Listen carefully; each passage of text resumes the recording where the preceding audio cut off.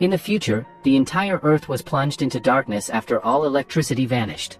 The global government even declared that electricity could no longer be generated. No one had ever imagined the terrifying conditions that would follow. This thrilling story begins with two sisters, Ava and Nell. Ava was an exceptional dancer who dreamed of representing her country at the national level. She had trained hard for years and continued practicing every day. Nell, on the other hand, was the complete opposite. She didn't care about her career at all. Her passion was hanging out with friends and simply enjoying life. Neither of them had any idea that they were about to face something far more dangerous than they could ever imagine. The two sisters lived with their father, Ben, in a farmhouse deep in the forest, far away from the city. Ben had invested a lot of money to build the farmhouse so his family could live peacefully with more space and comfort than anyone could afford in the city. One day, while Ava was practicing her dance routine and Nell was browsing online content, a sudden blackout left everything in darkness. Ben, worried, rushed to check the circuit board, while Nell went to grab an extra flashlight she remembered leaving in the car. She got the flashlight, but accidentally left the car running all night, draining the battery completely. By morning, the car wouldn't start, leaving them stranded in the forest. Ben, deeply concerned about the back-to-back power failures, searched his garage for solutions. He found another battery and an old radio. When he switched it on, the broadcast revealed chilling news. The government admitted the global power supply had collapsed, electricity centers were damaged beyond repair, and recovery seemed impossible. Citizens were ordered to stay inside, stock up on resources, and avoid going out at night. It felt like a new kind of pandemic, where survival meant isolation. This frightened Ava and Nell even more, as they weren't in the safety of a crowded city but isolated in the forest with limited resources.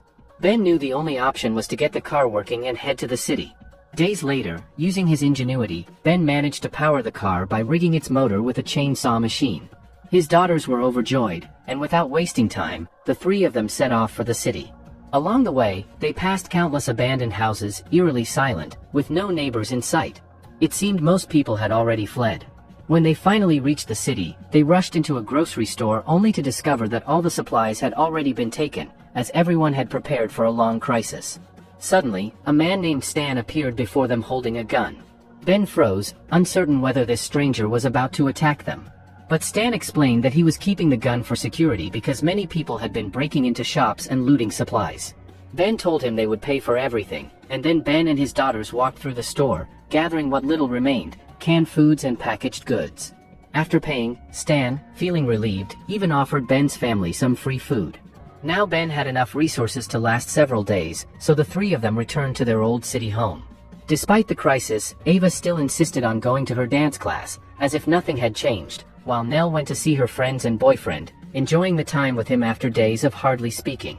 With the electrical collapse, all electronic appliances were dead, yet the two seemed happy together. One night Ben took his daughter for a drive because they enjoyed night driving, but soon they spotted a man on the roadside crying out for help. Ben stopped to assist, only to find two armed men standing in front of the man, which was terrifying. They looked dangerous and might even shoot. Thinking quickly, Ben got back in the car and drove away with his daughter, confused about why those two were holding the man. Clearly their intentions were bad. For now, Ben's priority was protecting his daughters and surviving this dangerous situation.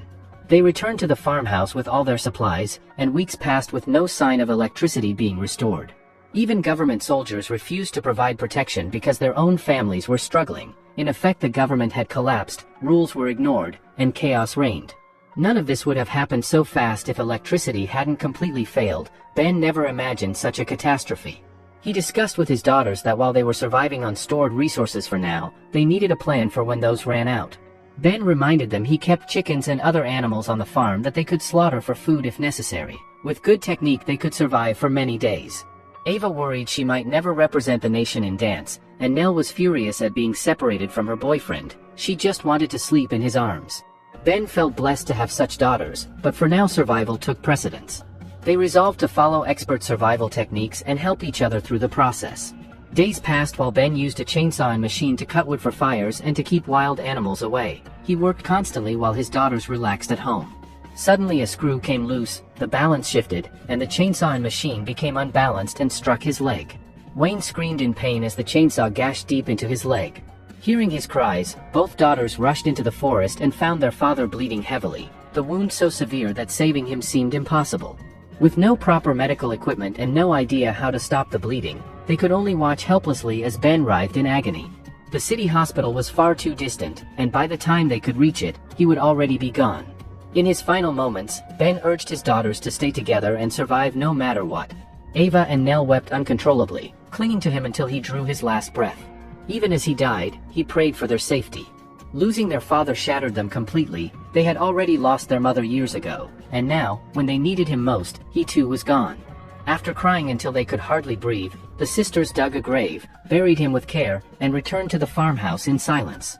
Though they tried to compose themselves, their hearts were heavy with despair, and Nell's obsession with her boyfriend in the midst of such tragedy only made matters worse. Survival without electricity became even more daunting. They knew fire was essential for light at night, but oil supplies would not last forever. The best solution was beeswax, made from animal fat, which burned far longer than regular oil. A single beeswax candle could last for weeks, providing steady light while conserving resources. Such candles were even available online once, but now they had to make do with what they could find. Despite these techniques, their reality remained grim. Days passed with them rationing their dwindling supplies, their father's memory haunting them constantly. Eventually, Ava brought home 2 gallons of fuel and insisted on using it to power the generator for a short while, just so she could watch old videos of their parents on the TV and find some peace. Nell refused, arguing that the fuel was far too precious to waste. It might cost them another dangerous trip into the city to get more. Their disagreement escalated into a heated argument, directly against their father's dying wish that they stick together. The tension grew until they stopped speaking altogether. Then one day, when Nell went out to the farm, she was shocked to discover that all the chickens Ben had raised were dead, likely killed and eaten by a wild animal or a fox that had slipped in during the night. Their source of meat had been completely cut off, so they had to try other ways to fill their stomachs.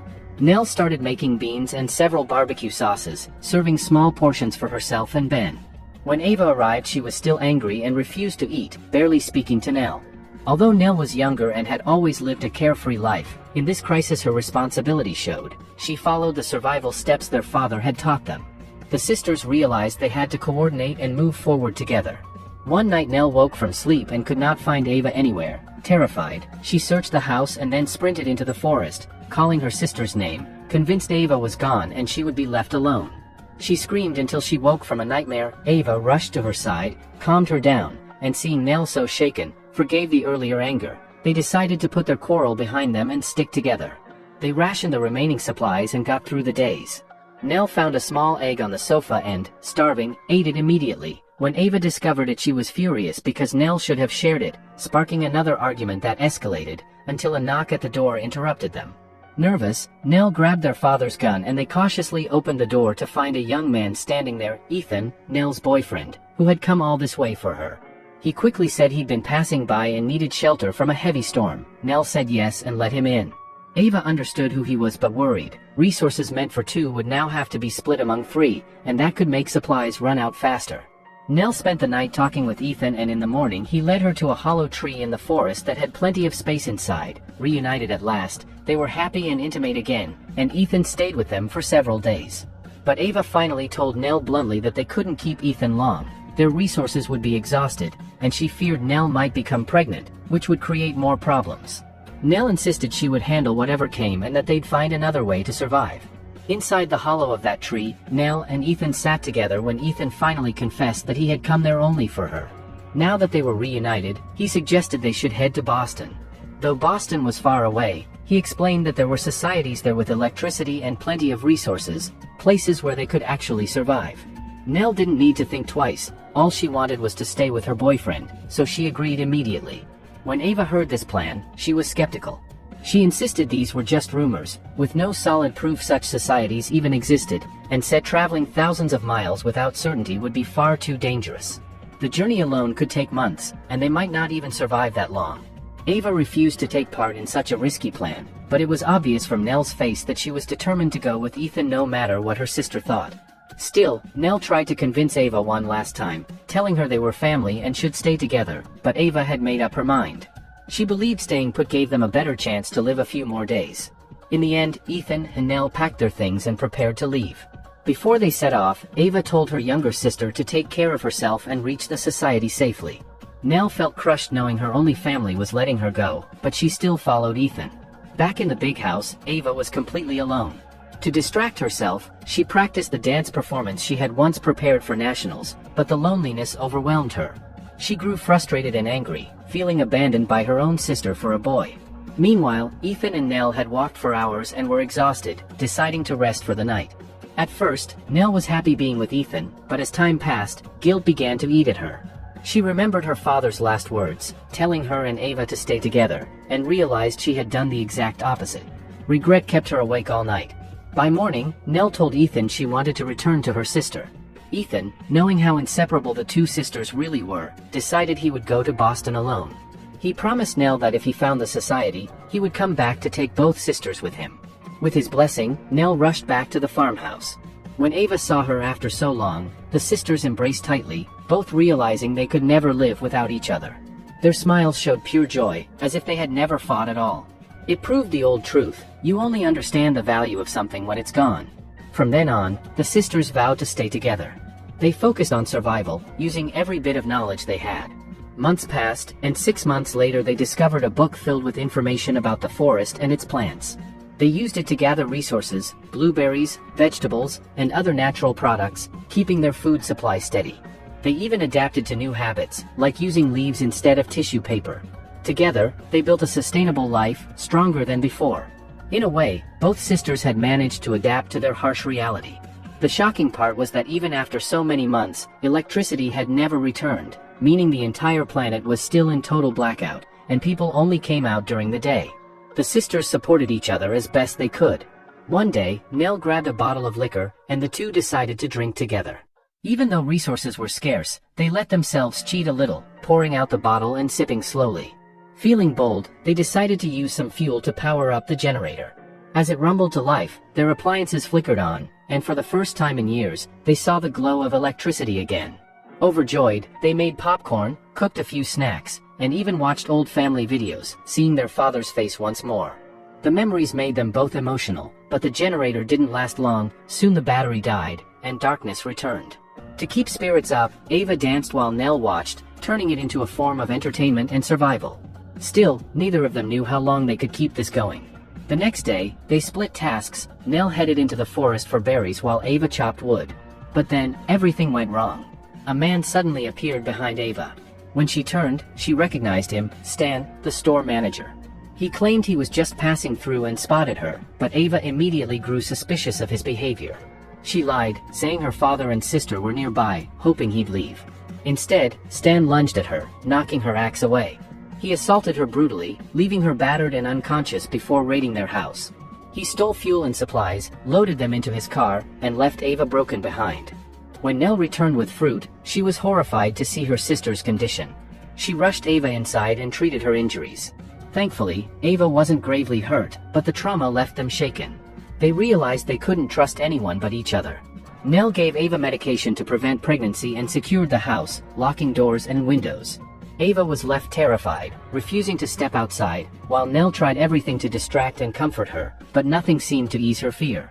A whole month passed like this, the blackout still unbroken, their supplies dwindling fast. One day, while gathering resources, Nell discovered a letter her father had left behind. Excited, she called Ava, and when they opened it, they found pumpkin seeds inside. Determined, Nell decided to plant them. But as she dug into the soil, she struck a heavy stone. Straining to pull it out, she injured her back badly, breaking a bone. She screamed in agony, and Ava rushed to her side, dragging her inside and breaking down in tears. The sisters clung to each other, realizing that no matter what happened, they had to stay together. But soon after, Ava began vomiting. To her horror, she realized the pills hadn't worked. She was pregnant. Nell immediately told her they would need to consider an abortion. However, Ava was clear, she wanted to keep the baby. This decision wasn't mutual, and it created tension, but the sisters pressed forward despite it. Months passed, and Ava's pregnancy became visibly advanced. After some research, Nell realized that for the baby to be born healthy, Ava needed proper nutrition, primarily protein from dairy or meat. These resources weren't available in their current situation, which meant Nell would have to hunt. Determined to do whatever it took for her sister and the unborn child, she grabbed her gun and ventured into the forest for the first time in her life. Suddenly, she spotted a wild pig above her. She aimed and fired, but the recoil was so strong that she fell to the ground. Nell had never hunted before, never taken a life, but she had no choice. This was for her sister. After successfully killing the pig, Nell returned home and prepared a meal, combining the freshly hunted pork with foraged berries. This provided Ava with the much-needed protein to stay strong during her pregnancy. However, nature quickly turned against them. The light rain escalated into a violent storm, tearing apart the roof of their already fragile house. Suddenly, Nell heard strange creaking noises and instinctively grabbed her gun. Investigating the source, she discovered that a portion of the roof had collapsed. Clearly, their home was no longer safe. To make matters worse, Ava began experiencing severe abdominal pain. Based on her prior research and careful study, Nell realized that Ava was about to give birth, and staying inside the unstable house could be life-threatening. Acting swiftly, the sisters navigated through the forest, following Ava's directions to reach a safer location near a sturdy tree. Nell obeyed every instruction, supporting her sister through the stressful ordeal. After intense and exhausting labor, Ava successfully gave birth to a healthy baby boy. Both sisters were overwhelmed with joy, holding the newborn together and sharing a profound sense of relief and accomplishment. Ava felt immense gratitude for Nell's courage, resilience, and unwavering support. Once the storm had passed, they returned to their home, only to find it in ruins and entirely uninhabitable. Ava devised a bold plan. They would burn the house completely using the remaining fuel. This way, if Stan or his men arrived, they would assume the sisters had perished in the fire. Nell was initially reluctant, but she soon understood it was their best option. They collected all their essential belongings and valuables, and together they made their way into the forest. Standing side by side, they set their beloved home ablaze, watching it crumble and vanish in flames. Despite the destruction, the sisters had each other, and they had mastered the skills necessary to survive independently in the forest. With their survival techniques honed over months of adaptation, they were ready to face life on their own terms. The sisters settled into their new life, supporting each other and using their knowledge to thrive. And so, the story concludes here, with the two sisters strong, resilient, and united in the forest, prepared to face whatever challenges lay ahead. This is how our story ends.